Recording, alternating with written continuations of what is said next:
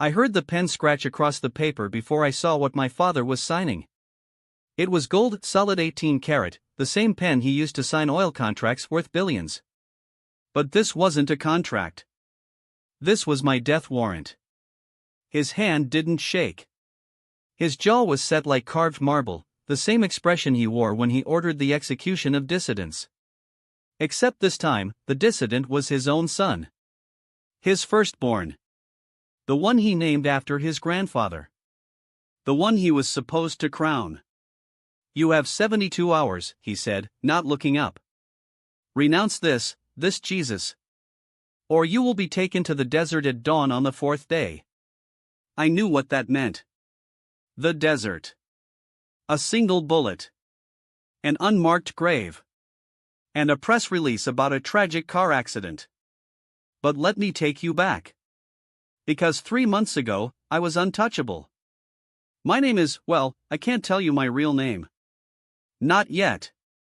Not while half my family still wants me dead. But you can call me Khalid. I was born in Riyadh, in a palace so large it had its own zip code. Literally. 63 bedrooms. A private mosque that could hold 300 worshippers. Fountains imported from Italy. Chandeliers from France that cost more than most Americans will earn in a lifetime. My bedroom alone was the size of a basketball court, with floors made of white Carrara marble so cold I never walked on them barefoot. I was third in line to inherit not just wealth, but power. My father was a senior prince in the House of Saud, the ruling family of Saudi Arabia. My grandfather had been a close advisor to King Abdulaziz himself. Our family controlled oil refineries, construction empires, telecommunications. Forbes estimated our net worth at over $2 billion. But that was just what they could see. The real wealth was hidden in Swiss accounts, London real estate, shares in American tech companies. I wore a white thobe hand-stitched in Dubai, the traditional long robe Saudi men wear, but mine had cufflinks made of black diamonds. My gutra, the checkered headscarf, was held in place by an agal woven with gold thread. I drove a Bugatti Chiron that cost $3.2 million. I had a Swiss watch collection worth more than a dozen homes. I summered in Monaco. I had coffee with sheiks. I shook hands with world leaders. And I was absolutely, soul-crushingly empty. Every Friday, we prayed Jumu'ah, the mandatory congregational prayer, in our private mosque. My father led it sometimes, his voice booming as he recited Quranic verses in flawless Arabic. I knelt on Persian rugs worth $250,000 and pressed my forehead to the ground 5 times a day. I fasted during Ramadan. I gave zakat, the required charity for Muslims. I memorized surahs. I did everything right. But at night, when the call to prayer, the adhan, echoed across the city at far, just before dawn, I lay awake in my golden bed and felt nothing. Just the hum of the air conditioning and the faint smell of oud incense that servants burned in every hallway. The scent was supposed to be calming, spiritual even. To me, it smelled like an expensive tomb. I had 12 servants who answered only to me. A private chef trained in Paris. A tutor from Oxford. Bodyguards who had trained with British SAS. I had everything a man could want. Except I wasn't a man. I was a chess piece. My marriage had been arranged since I was 15, a girl from another royal family, someone I'd met twice, someone whose name meant alliance more than love. My career was predetermined, a position in the Ministry of Energy, then perhaps ambassador to the U.S., then a governorship. My words were scripted. My faith was inherited. My future was a gilded cage with no doors. I had everything money could buy. But I didn't have the one thing my soul was screaming for. Freedom. The first crack in my perfect Islamic facade happened in a place you'd never expect, a hospital room in Los Angeles. I was 23. My father had sent me to California for what he called business development, code for learning how American oil executives think, making connections at USC, and staying at our family's estate in Beverly Hills. It was February, and I'd been driving my Lamborghini up Mulholland Drive too fast, showing off for friends, when I lost control on a turn. The car flipped 3 times. I should have died. I woke up 4 days later in Cedars-Sinai Medical Center with a fractured spine, broken ribs, and a concussion that made the room spin every time I opened my eyes. My bodyguards were outside. My father had flown in from Riyadh, prayed over me in Arabic, then flew back. He wasn't the type to sit by bedsides. That wasn't what princes did. We suffered in private, or we didn't suffer at all. But there was a nurse. Her name was Maria. She was Filipina, maybe 50 years old, with kind eyes and a small gold cross that hung just below her collarbone. I noticed it every time she leaned over to check my four. "Why do you wear that?" I asked her one night, my voice still raspy from the breathing tube they'd removed that morning. She looked down at the cross, then back at me. "Because he died for me," she said simply. "And I want to remember that every day." I frowned. "Died for you? You mean Isa Jesus?" I used the Arabic name, the one we used in the Quran. He was a prophet. A good teacher.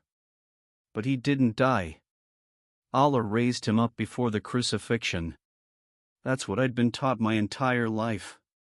In Islam, we're told that Jesus Isa al-Masih was a messenger of God, born of the Virgin Miriam, who performed miracles. But the Quran says he never died on the cross. Someone else was crucified in his place, and Allah took Jesus directly to heaven. The whole story of the crucifixion and resurrection? A Christian corruption of the truth. Maria smiled, but there was something in her eyes, not pity, not judgment. It was peace. A kind of peace I'd never seen before, not in all the faces of the imams and sheiks and princes I'd grown up around.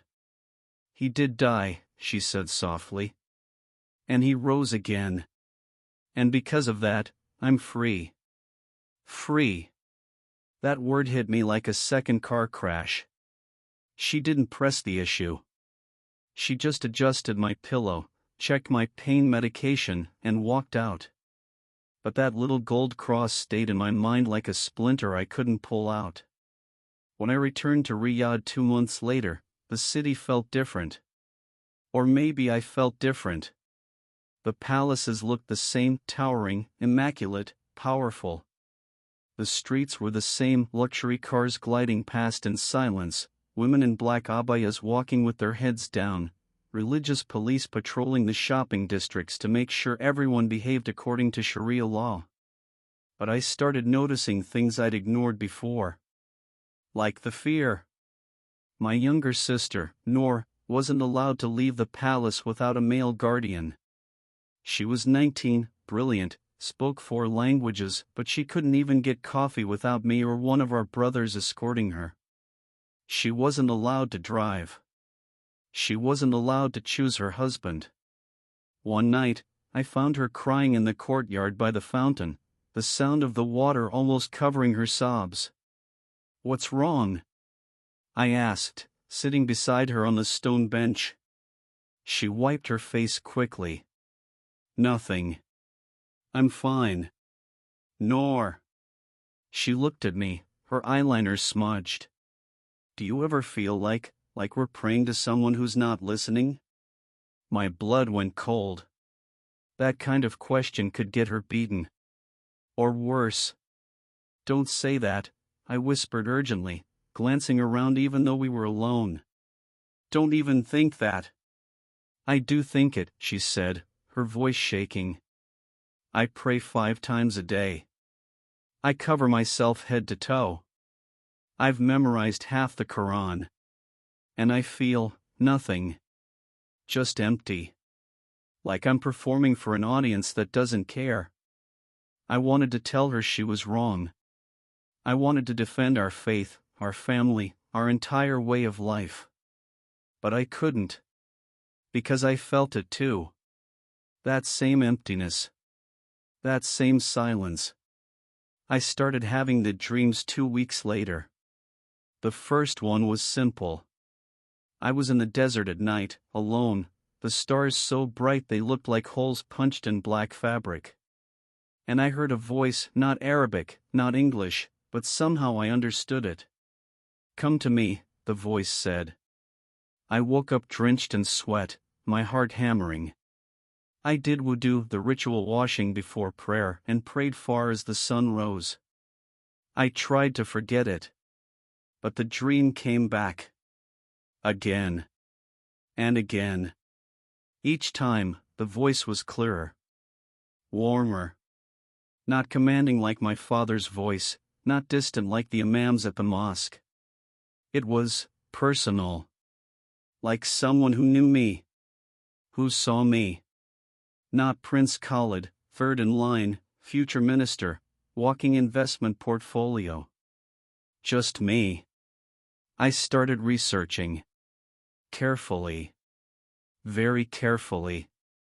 In Saudi Arabia, converting from Islam is apostasy, ridda, punishable by death. Owning a Bible is illegal. Preaching Christianity is illegal. Even talking about Jesus as anything more than a prophet can get you arrested by the mutaween, the religious police. But I had access to VPNs, encrypted browsers, devices my father's IT team didn't monitor. Late at night, after the last call to prayer Isha, when the palace was silent except for the hum of generators and the distant sound of fountains, I started watching videos. Testimonies. Former Muslims who said they'd met Jesus. Saudis. Iranians. Pakistanis. Somalis. People who'd lost everything. And gained something I couldn't name.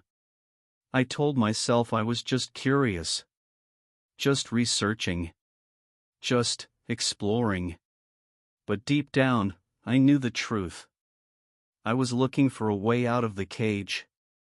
And I was terrified of what I might find. I held the Bible in my hands for the first time on a Tuesday night in June, and I was shaking so hard I almost dropped it. It had taken me 3 weeks to get it. You can't just walk into a bookstore in Riyadh and buy a Bible. There are no Christian bookstores. No churches. Christianity is completely banned. If customs agents find a Bible in your luggage at King Khalid International Airport, you'll be detained, interrogated, possibly jailed. Missionaries are expelled or imprisoned. Converts are executed. But I had resources most Saudis didn't. I'd contacted a British diplomat I'd met at a trade conference in London, someone who owed my family favors. I didn't tell him why I wanted it.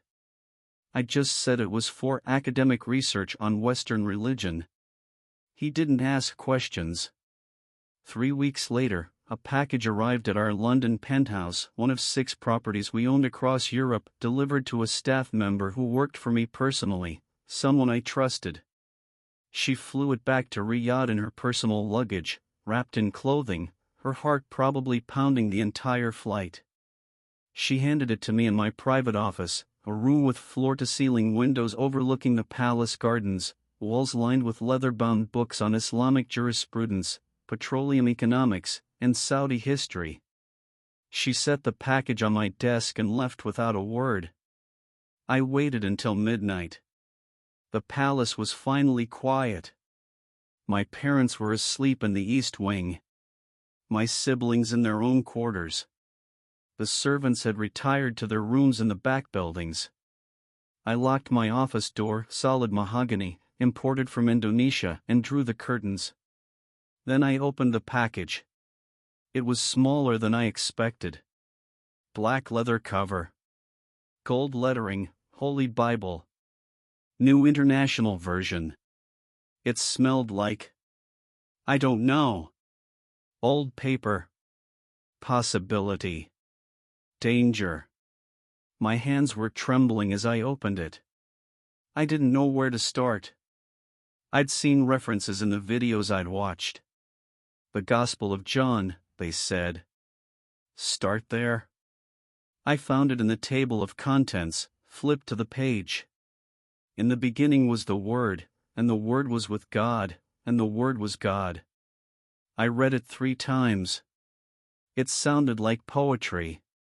Like the Quran's rhythmic verses, but different. More intimate somehow. I kept reading. The light shines in the darkness, and the darkness has not overcome it. Something in my chest cracked open. I read for 2 hours straight. I read about John the Baptist, about Jesus being baptized, about Jesus calling his first disciples. I read about him turning water into wine at a wedding, about him clearing the temple, about him telling a Pharisee named Nicodemus that he must be born again. For God so loved the world that he gave his one and only Son, that whoever believes in him shall not perish but have eternal life. I stopped breathing. In Islam, we're taught that Allah is merciful, but also distant. Transcendent. Unknowable. We submit to him, that's what Islam means, submission, but we don't have a relationship with him. That would be too familiar, too presumptuous. We're servants. He's the master. There's no concept of God loving you personally, intimately, sacrificially. But this verse said God loved the world. Loved it so much he gave his Son. Gave. Not demanded. Not required. Gave. I felt tears burning behind my eyes, and I didn't even know why. I hid the Bible in a place I knew no one would look, inside a hollowed-out copy of a petroleum engineering textbook on my shelf. I slid it between the cut-out pages, put the book back on the shelf between 2 others, and went to bed. But I couldn't sleep. The next night, I read the Gospel of Matthew. Then Mark. Then Luke. I started staying up until 3, for in the morning, reading by the light of my desk lamp, my office door locked, my phone on silent. I read about Jesus healing the sick, casting out demons, feeding thousands with a few loaves of bread. I read about him touching lepers, unclean people no one else would go near. I read about him talking to women, eating with sinners, defending an adulteress from being stoned. Everything he did broke the rules. And everyone he touched was set free. I started praying differently. Not the ritualistic prayers I'd done my entire life, the rocket, the specific movements, the memorized Arabic phrases. I started talking. Just talking. In my room. In my car. On the roof of the palace at night when I couldn't sleep. Jesus, I whispered into the darkness. If you're real, show me. Please. I felt insane. I felt like a traitor. I felt like I was betraying my family, my country, my entire identity. But I also felt alive for the first time in my life. 3 weeks into my secret reading, I made a mistake. I got careless. It was a Thursday afternoon. I'd been reading during lunch in my office, the Bible open on my desk, so absorbed I didn't hear the knock. The door wasn't locked, I'd only stepped away for a moment to get coffee from the side table. The door opened. My younger brother, Faisal, walked in.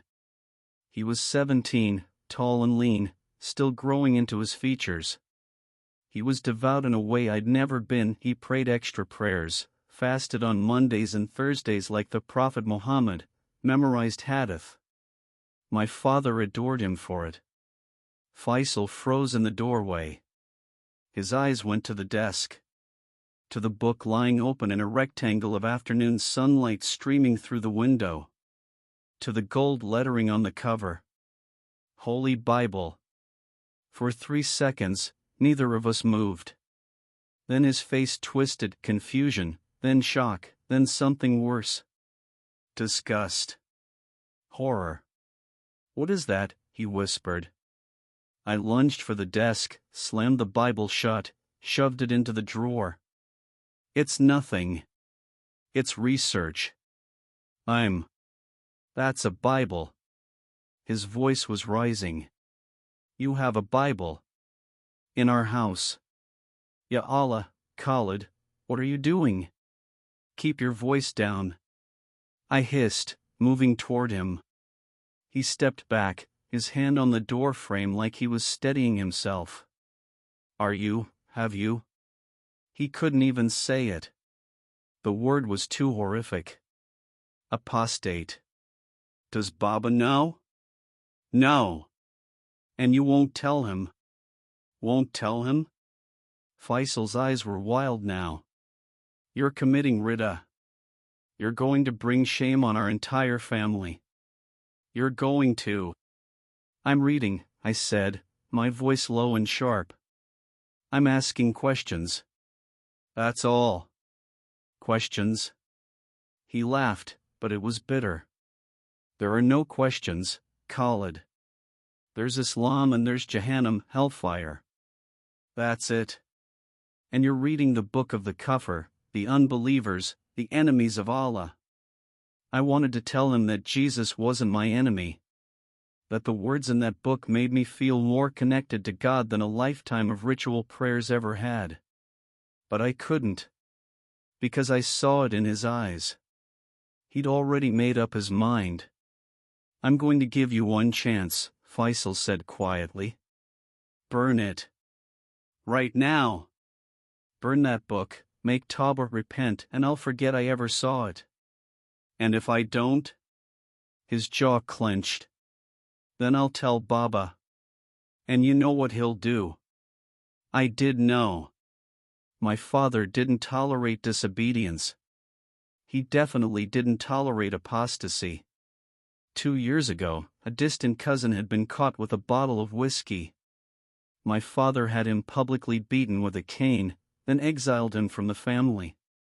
Cut off his money. Erased him. And that was just for alcohol. This was apostasy.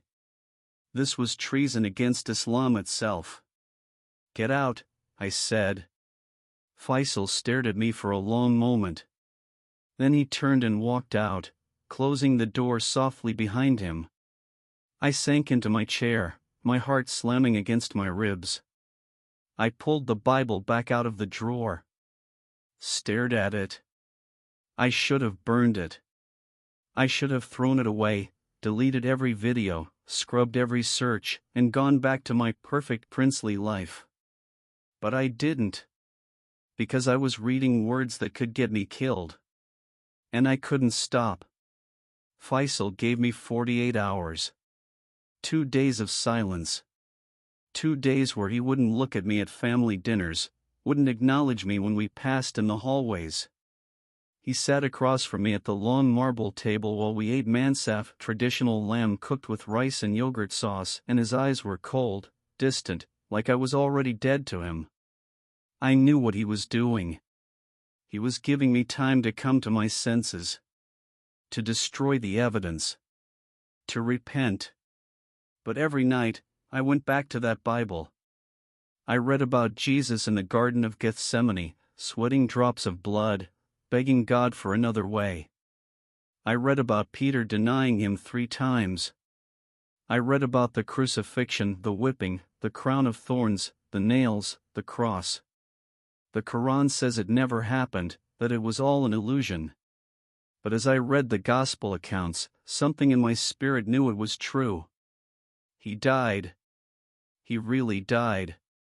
And on the 3rd day, he rose. I was reading the book of Romans when Faisal made his move. It was a Friday, Jumu'ah, the holy day. We'd just finished praying at the palace mosque, and my father was in his private majlis, the formal sitting room where he met with other princes and businessmen. It was a massive space with burgundy carpets, gold-threaded cushions lining the walls, the smell of cardamom coffee and dates filling the air. I was heading back to my room when I heard my father's voice boom through the halls. Khalid. My stomach dropped. I turned and walked toward the majlis. My mouth was dry. My hands were sweating. I stepped through the ornate doorway, hand-carved wood inlaid with mother of pearl, and saw my father standing in the center of the room. He wasn't alone. Faisal was there.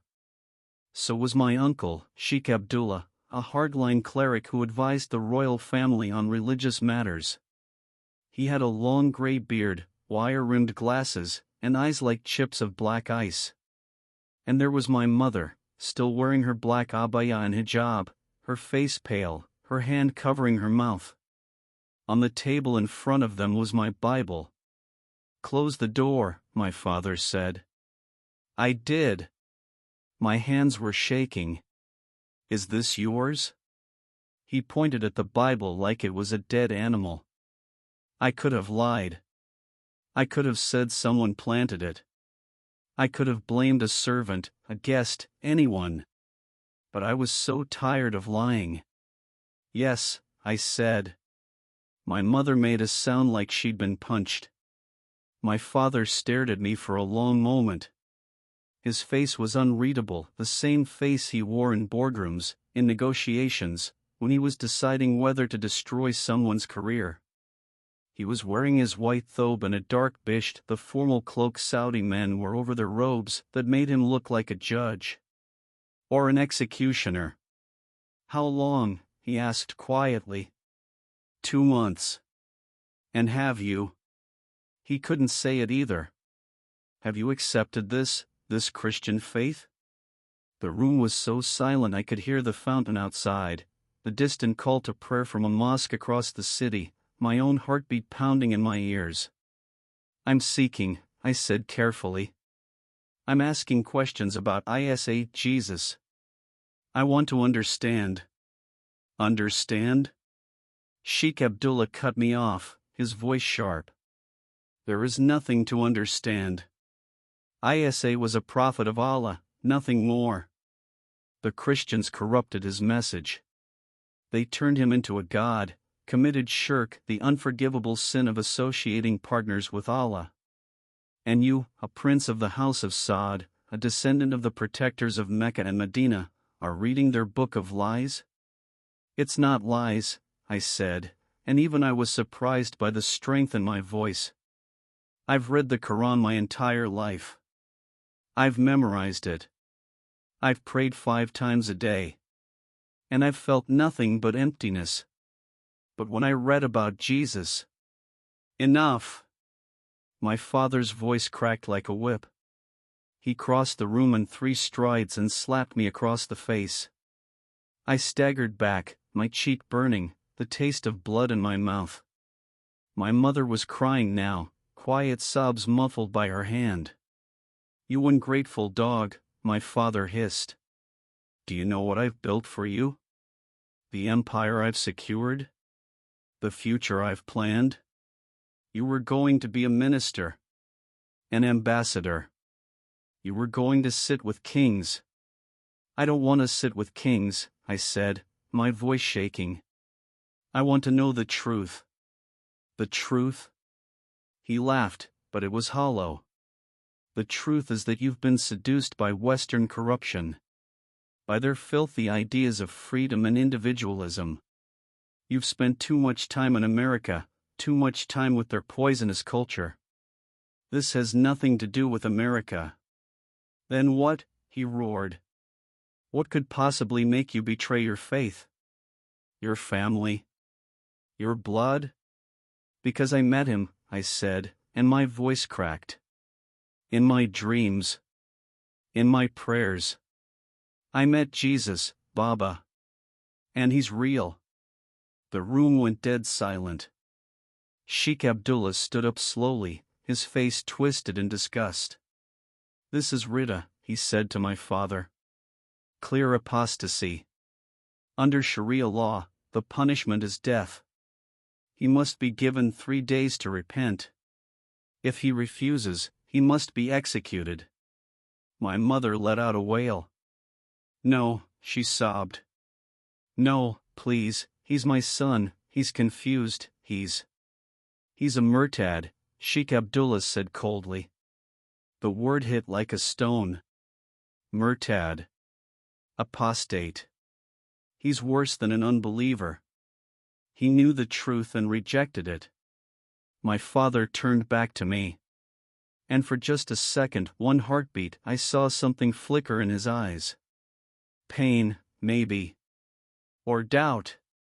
Like some part of him still saw me as his little boy, the one he taught to ride horses, the one he took to Mecca for Hajj when I was 12. But then his face hardened again. You have 3 days, he said quietly. You will be confined to your quarters. You will speak to no one. You will have no phone, no computer, no contact with the outside world. And you will think very carefully about what you're throwing away. And if I don't renounce Jesus? I asked. He didn't answer. He didn't have to.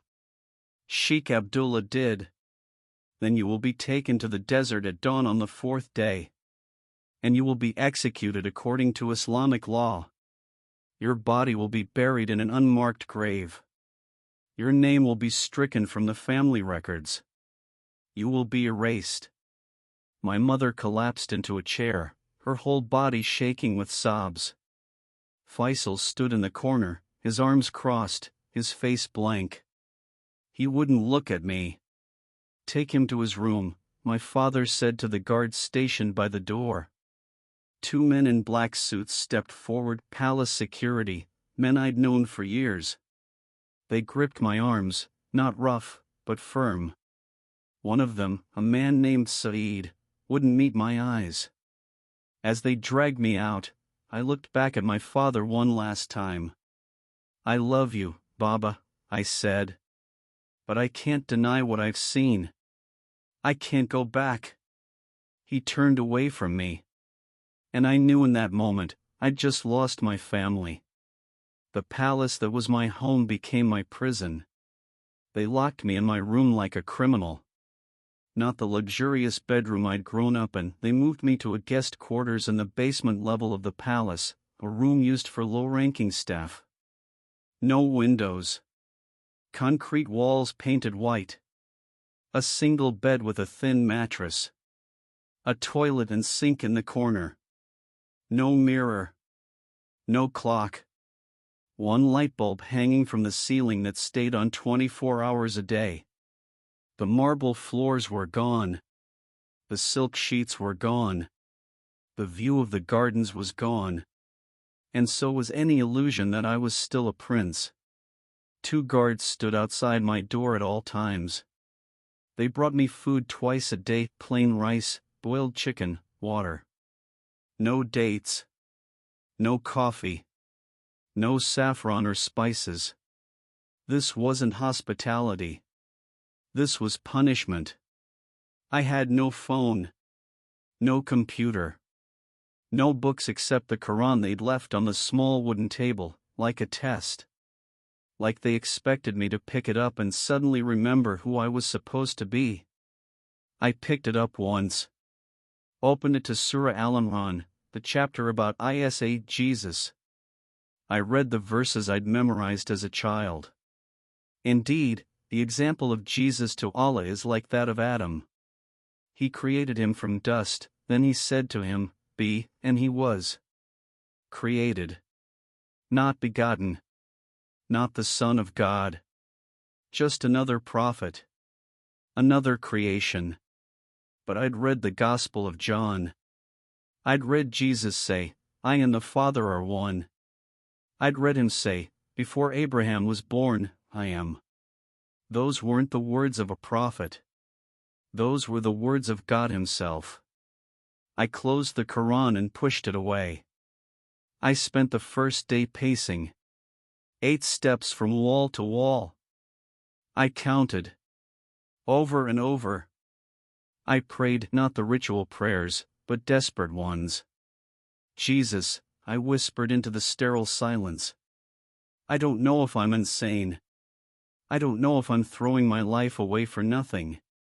But if you're real, if you really died for me, I need you now. Please." Nothing. Just the hum of the air vent and the shuffle of guards outside my door.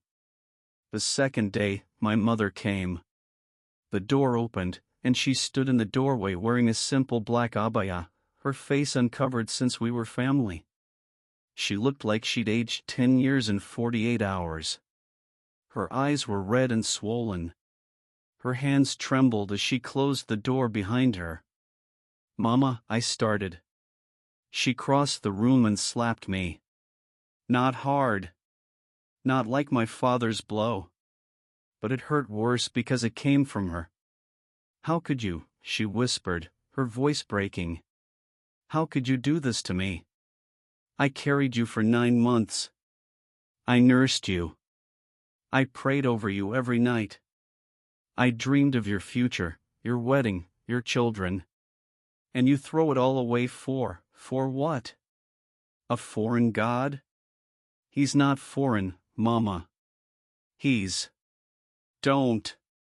She held up her hand, tears streaming down her face. "Don't tell me about this, Jesus. I don't want to hear it. I want my son back. The son who prayed beside his father. The son who was going to make our family proud. I'm still your son." "No," she said, shaking her head. "My son wouldn't choose death over his family. My son wouldn't break his mother's heart." The words hit me like knives. She reached into her abaya and pulled out a photograph. It was old, creased me as a little boy, maybe 5 years old, sitting on my father's shoulders at the Grand Mosque in Mecca. We were both smiling. The sun was setting behind us, painting the sky orange and pink. "Do you remember this?" she asked. "Your first Hajj. You were so excited. You wore your little ihram, the white pilgrim's garment, and you asked your father 1,000 questions. You kissed the black stone. You drank from the Zamzam well. You told me you wanted to be an imam when you grew up." I did remember. I remembered feeling important. Chosen. Special. But I also remembered feeling like I was performing. Even at 5 years old. "That boy is gone, Mama," I said softly. "Then bring him back." Her voice rose, desperate. "Renounce this madness. Tell your father it was a mistake, a moment of confusion. We'll send you to the best sheiks. We'll get you counseling. We'll..." "I can't." "You mean you won't?" "I mean I can't," I said, my own voice breaking now. "Because for the first time in my life, I feel like I'm awake. Like I've been sleepwalking through my entire existence, and Jesus woke me up. And I can't go back to sleep. Not even for you." She stared at me, fresh tears spilling over. Then she crumpled the photograph in her fist. "Then you're already dead to me," she whispered. She turned and walked out. The door slammed shut, and I heard the lock click. I sank onto the bed and put my head in my hands. I didn't cry. I couldn't. The grief was too deep for tears. On the evening of the second day, my father came. He didn't slap me this time.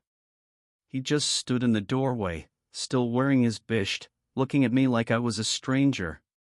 "I've made arrangements," he said, his voice flat and businesslike. "If you renounce this apostasy by dawn tomorrow, you will marry Sheikha Amira as planned. You will issue a public statement reaffirming your Islamic faith. You will undergo religious re-education with Sheikh Abdullah for 6 months. And you will never speak of this again. And if I don't?" He reached into his bisht and pulled out a folded piece of paper. He unfolded it slowly.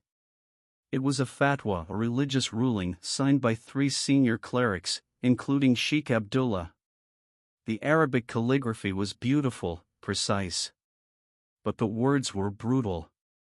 It declared me a murtad. An apostate. A danger to the Ummah, the global Muslim community. And it authorized my execution. At dawn on the 4th day, my father said, his voice empty, "You will be taken to the Rub al-Khali, the empty quarter, the deep desert. You will be given one final chance to recite the Shahada, the declaration of faith. If you refuse, you will be shot. Your body will be buried in the sand. And I will tell the family you died in a car accident in Europe. He refolded the paper. I loved you, Khalid, he said quietly. I don't know if that matters anymore. But I did. Loved. Past tense. He turned to leave, then paused. Your Bible, he said without looking back. We burned it. In front of the entire household.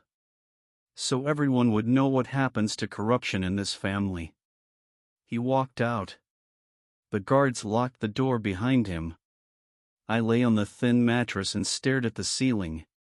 The light bulb buzzed. The air vent hummed. Somewhere far above, I could hear the faint sound of the evening call to prayer. Allahu Akbar. Allahu Akbar. God is great. God is great. But which God? The God who demanded my death for asking questions? Or the God who died so I could be free? I closed my eyes. I had 72 hours to live. And no one on earth could save me. I don't know what time it was when he came. There were no windows. No clock. Just the constant hum of the air vent and the buzzing light bulb that never turned off. I'd been lying on the mattress for hours, or maybe days. I'd lost track, staring at the white concrete ceiling, feeling my mind start to crack under the weight of isolation and terror. I'd tried praying. I'd whispered Jesus' name 100 times into the silence. But all I felt was emptiness.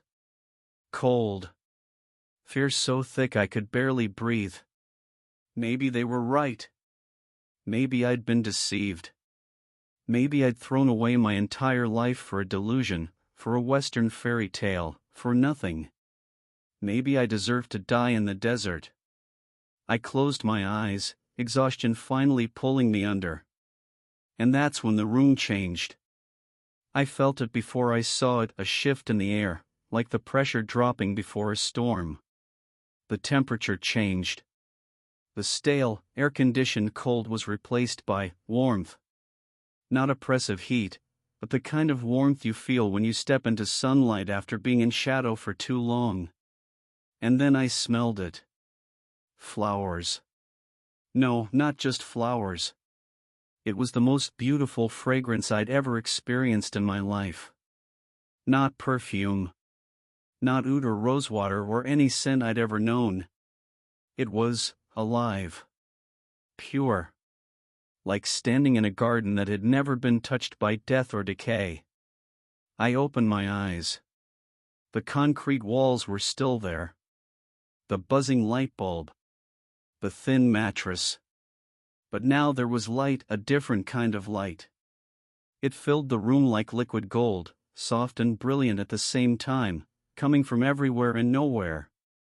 Not harsh like the overhead bulb. This light was gentle. Alive.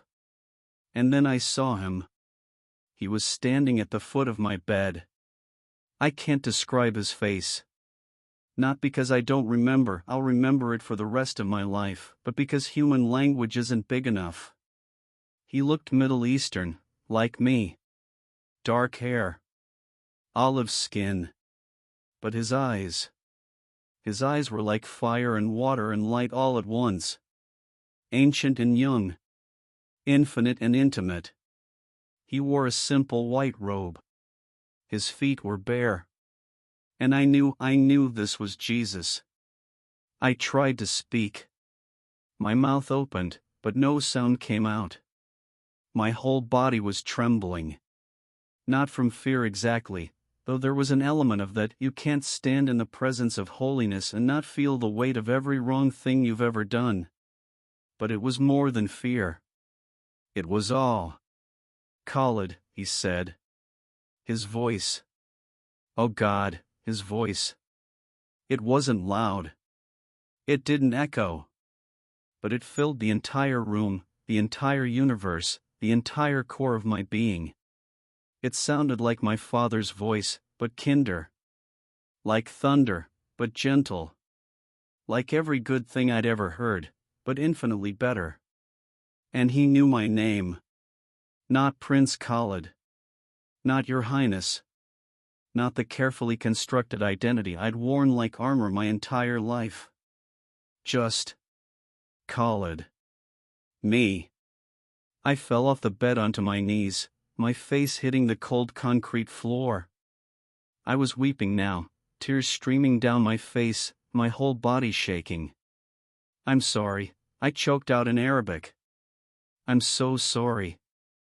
I'm not good enough. I'm not worthy. I've wasted my life. I've lived in luxury while people starved. I've been prideful and arrogant and selfish and... Khalid.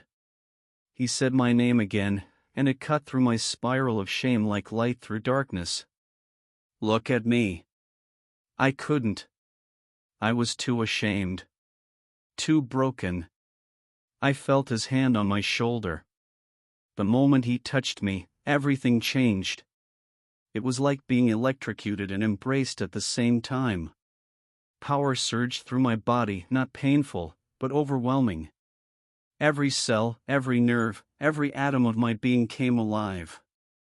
But it wasn't just physical. It was deeper than that. In that touch, I felt seen. Completely, totally, terrifyingly seen. He saw every lie I'd ever told. Every person I'd looked down on because they were poorer, lower class, less important. Every prayer I'd prayed out of duty instead of devotion. Every moment I'd used my family's name to get what I wanted. Every dark thought, every lustful glance, every seed of pride and envy and rage. He saw it all. And he didn't turn away. Look at me, he said again, gently. I lifted my head. He was kneeling now, his face level with mine. And he was smiling. Not a pitying smile. Not a disappointed smile. A smile of pure, uncomplicated joy. Like a father seeing his son for the first time. Like someone who'd been waiting for this moment forever. You think you chose me, he said softly. But I chose you first. Before you were born. Before your father was born. Before the foundations of the world, I knew your name. And I've been calling you. But I don't deserve. No one does, he interrupted. That's the point. Deserving has nothing to do with it. I didn't die on that cross because you earned it, Khalid. I died because I love you. The words hit me like a tidal wave. Love. Not approval. Not tolerance.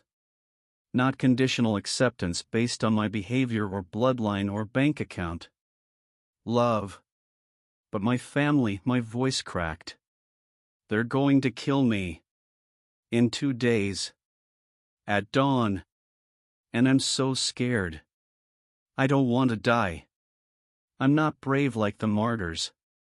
I'm just a spoiled prince who... Khalid. His voice was firmer now. I didn't bring you this far to abandon you. Did I not say, I will never leave you nor forsake you? Did I not say, do not fear, for I am with you? But how? I was sobbing now, ugly desperate sobs. How am I supposed to get out of here? The doors are locked. The guards are armed. My father signed my death warrant. There's no way. There's always a way, he said. Because I am the way. The truth. And the life. He stood up, and I scrambled to my feet, not wanting to lose sight of him for even a second. What I'm about to do, he said, people won't believe. Your father won't understand. Your brother will call it sorcery. But you'll know the truth. You'll know that I moved heaven and earth to save you. Because that's what I do. I came to set captives free. He reached out and placed his hand over my heart. You're going to live, Khalid, he said. You're going to walk out of this palace.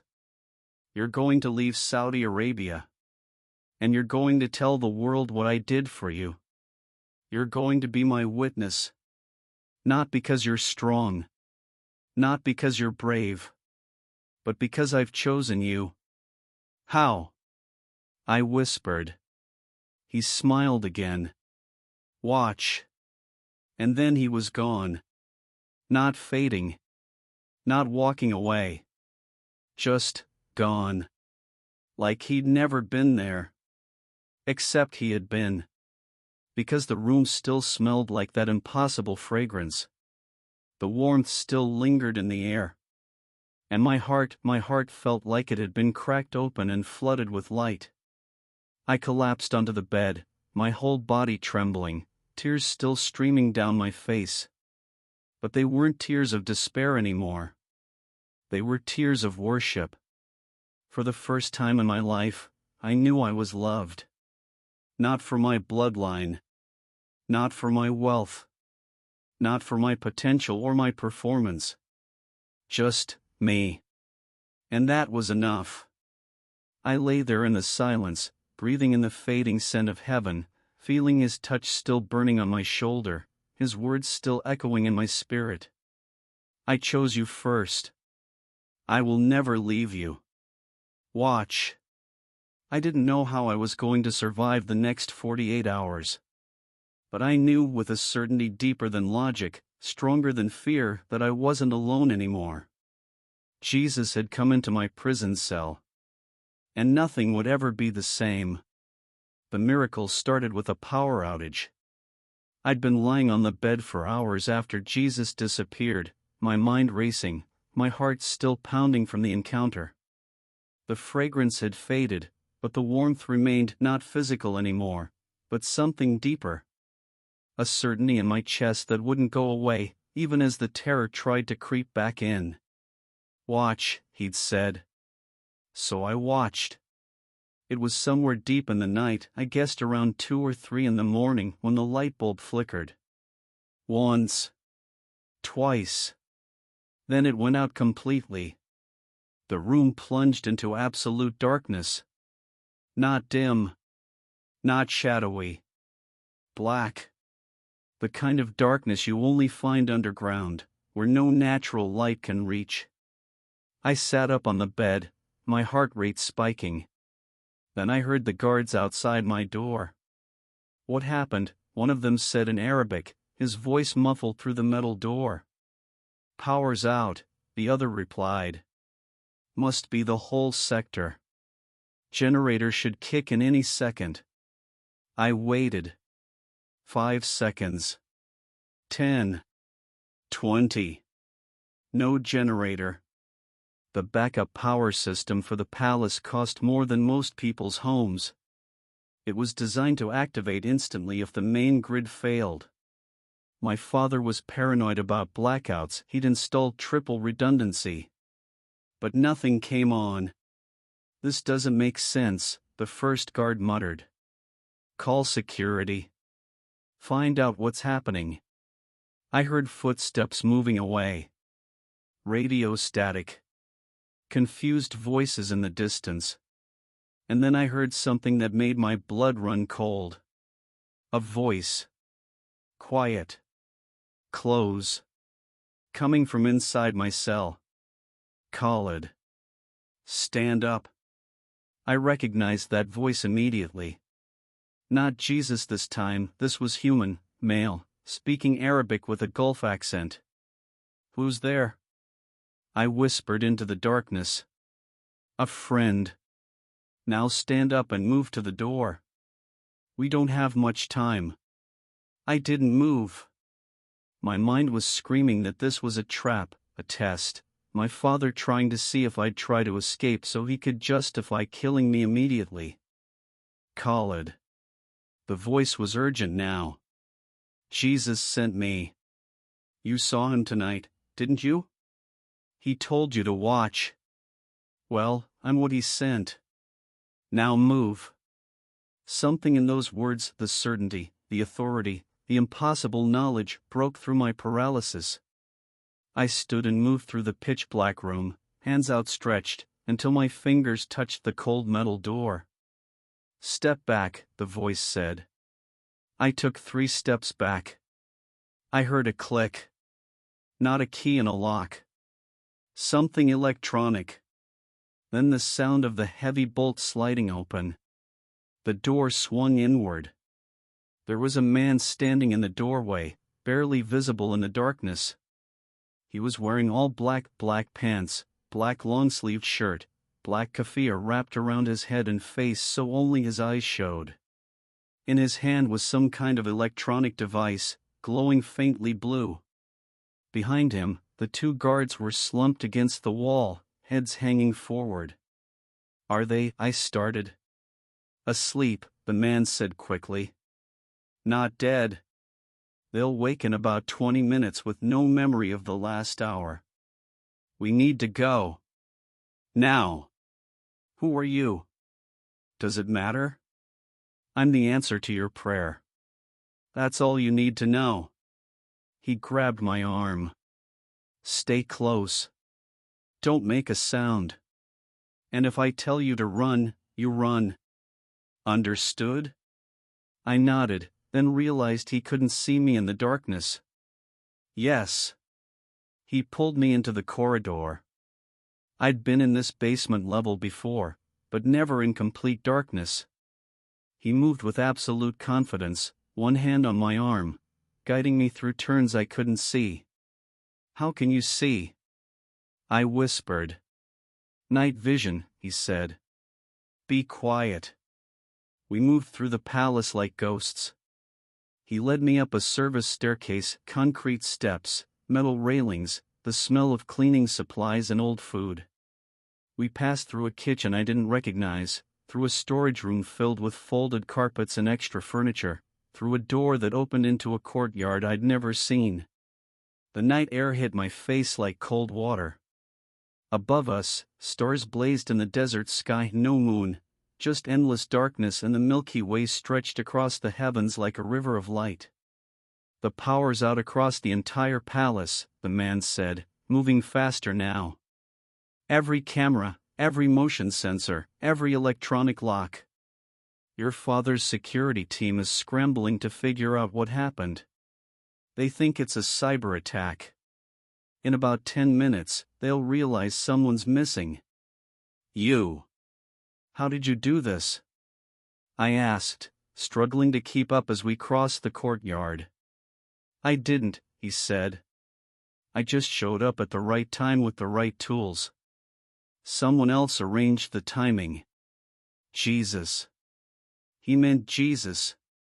We reached the outer wall of the palace, 15 feet of stone and concrete, topped with security cameras and motion sensors that were now dead and dark. There was a door I'd never noticed before, set into the wall like it had been forgotten.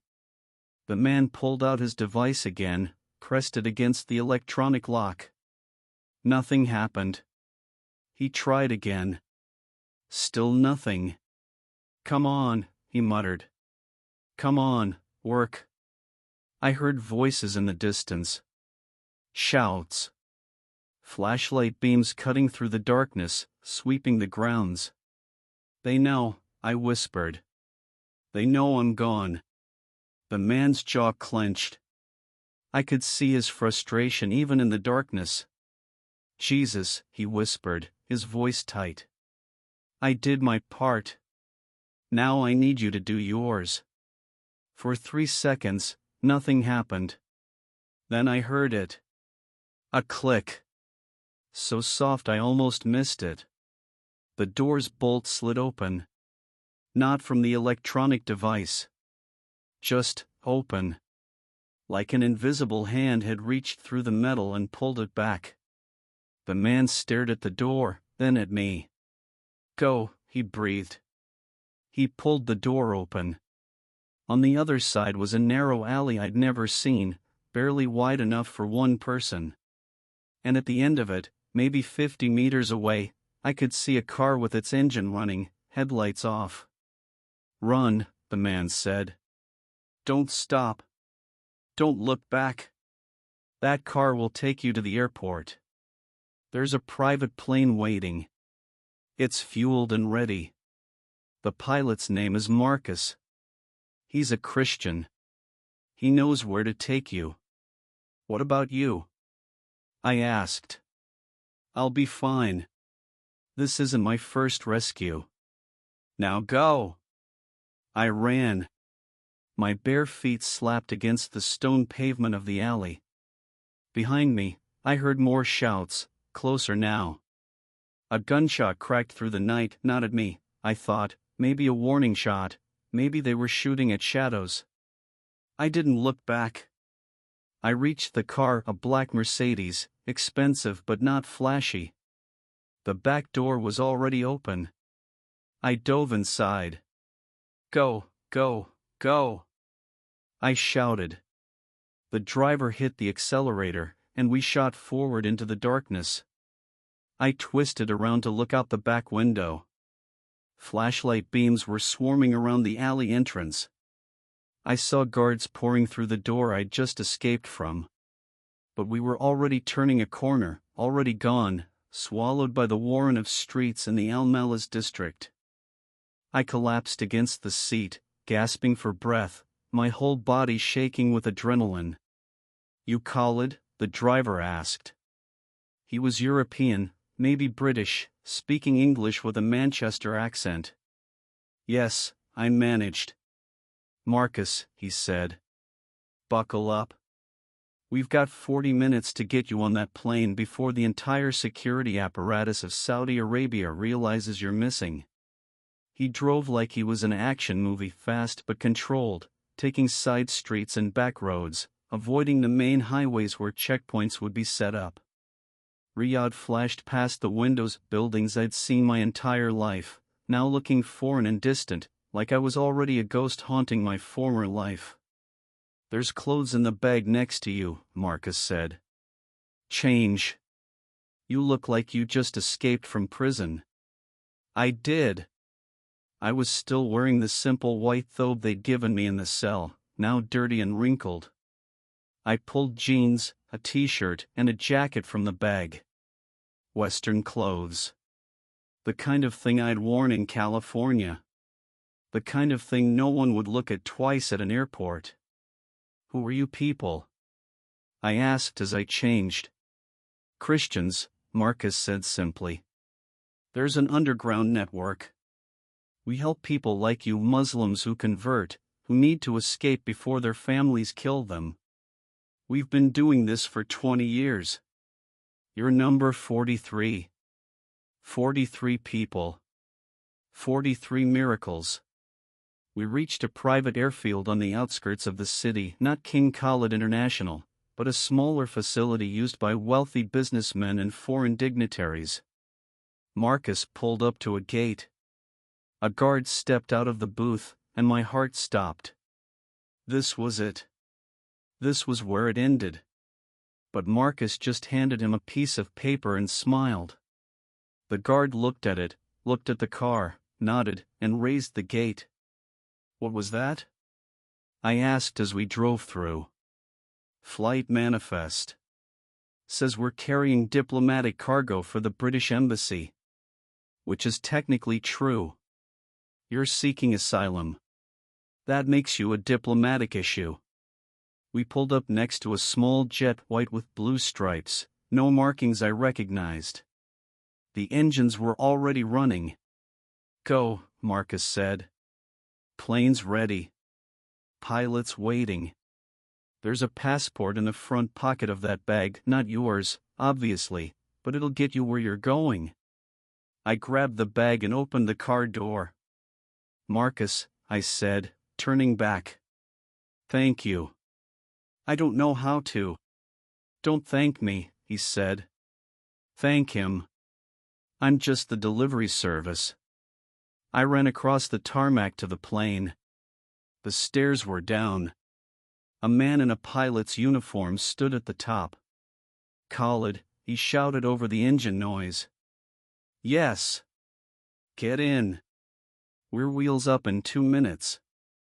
I climbed the stairs 3 at a time and collapsed into a leather seat in the cabin. The door slammed shut behind me. The pilot disappeared into the cockpit. 30 seconds later, the plane started moving. I looked out the window as we taxied toward the runway. In the distance, I could see the lights of Riyadh, the city I'd grown up in, the only home I'd ever known. The palace was out there somewhere in the darkness, and my father was probably standing in his office right now, staring at the empty cell, realizing his son was gone. The plane turned onto the runway. The engines roared. And we lifted into the sky. I watched through the window as Saudi Arabia fell away beneath me, the desert, the city, the palace, my family, my name, my entire life. Gone. I had walked out of that palace with nothing. No money. No phone. No documents except a fake passport. No family. No country. And I had never been richer. Because I had Jesus. And that was everything. The plane landed in Cyprus 12 hours later. I'd never been so exhausted in my life. I hadn't slept, couldn't sleep. Every time I closed my eyes, I saw my father's face. My mother's tears. The concrete cell. The guards slumped against the wall. The door unlocking by an invisible hand. The pilot, whose real name I never learned, handed me a phone number written on a scrap of paper. "Call this when you land," he said. "Someone will pick you up. They'll take care of you." "Where am I going?" I asked. He smiled. "Somewhere safe. Somewhere you can start over. That's all I can tell you." I stepped off the plane into Mediterranean sunshine. The air smelled like salt and freedom. A man was waiting by a car at the edge of the tarmac, older, maybe 60, with gray hair and kind eyes. He was holding a sign that said simply, "Friend." "Khalid?" he asked in accented English. I nodded. "I'm David," he said, extending his hand. "Welcome to your new life." He drove me to a safe house on the coast, a small apartment overlooking the sea, furnished simply but comfortably. There was food in the refrigerator. Clothes in the closet that actually fit me. A Bible on the nightstand. A Bible. I picked it up with shaking hands and held it against my chest. They'd burned my first one. But here was another. Because God's word can't be destroyed. It can be banned, burned, outlawed, hidden, but it always finds a way. Just like he found me. "You're safe here," David said. "No one knows where you are except the people in the network. You can stay as long as you need. We'll help you apply for asylum. We'll help you build a new identity. And when you're ready..." He paused. "When you're ready, there's a church that would love to meet you." I'd never been to a church in my life. In Saudi Arabia, churches don't exist. They're illegal. If you're caught holding a Christian worship service, you can be imprisoned or deported. I'd grown up thinking churches were dens of corruption, places where Westerners twisted the truth and worshipped a man instead of God. But 3 days later, David took me to one. It was small, maybe 50 people gathered in a rented hall, nothing fancy. No gold. No marble. No crystal chandeliers. Just white walls, folding chairs, and a wooden cross hanging at the front. But when they started singing, I broke down. The presence of God filled that room the same way it had filled my prison cell. Not because of the building. Not because of the ritual. But because Jesus was there. In the voices. In the prayers. In the joy on their faces. These people weren't pretending. They weren't performing. They were free. After the service, I told them my story. All of it. The palace. The Bible. The confrontation. The cell. Jesus appearing. The impossible escape. And when I finished, they wept with me. They prayed over me. They welcomed me like I was family. 1 month later, I was baptized in the Mediterranean Sea. I walked into the water wearing simple clothes, and David stood beside me with his hand on my shoulder. The sun was setting, painting the sky orange and pink, the same colors I remembered from that photograph my mother had shown me, the one from Mecca when I was 5 years old. But this wasn't Mecca. This wasn't a pilgrimage to a black stone. This wasn't ritual. This was death and resurrection.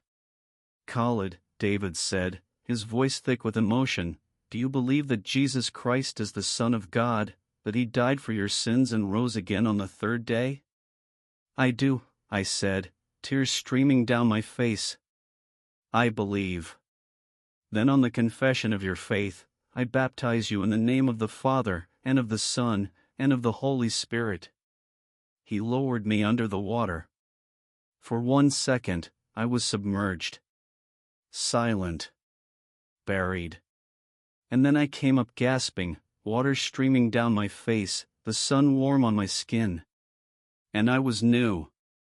The old Khalid, the prince, the heir, the perfect Muslim son, died in that water. And the new Khalid, the follower of Jesus, the ex-Muslim, the living testimony, was born. I've been living in exile for 8 months now. I can't tell you exactly where I am. I can't show you my face. I can't use my real name. Because my family is still looking for me.